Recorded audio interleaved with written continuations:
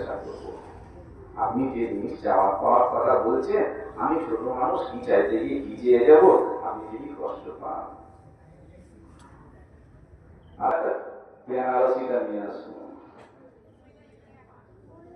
আমার আলমারি ভর্তি চুড়িদার নিয়ে আসুন, আমার পুরো সোনার করে দেয়,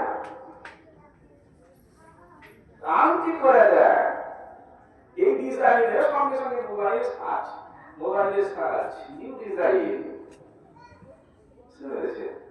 বুঝেইটা। এই বছর এই মাসে তো আপনি 1 লাখের বেশি ইনকাম করেছেন, আপনি এইটা আমাকে করে দেন। বিবেক সম্পত্তি বিবেক সম্পূর্ণ আম্মা জান আয়েশা,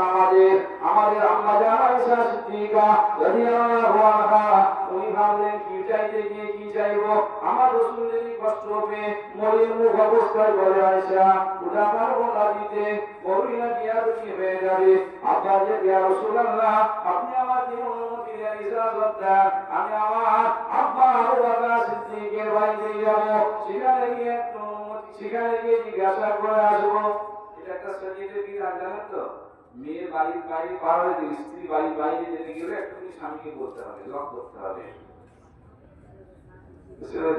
ও সে খুঁজে এসে দেখছি যে ওই রে তোর আম্মা কোথায় গেল, কি জানি কোথায় গেছে,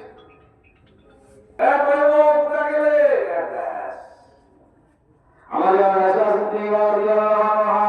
অনুমতি আবু বকর সিদ্দিক রাদিয়াল্লাহু আনহু বাড়িতে গিয়ে বললেন আসসালামু আলাইকা ইয়া আব্বুল, ও আমার আব্বা জান আবু বকর, আজকে একটা খুশখবরি নিয়ে এসেছি, আপনার কাছে একটা খুশখবরি নিয়ে এসেছি।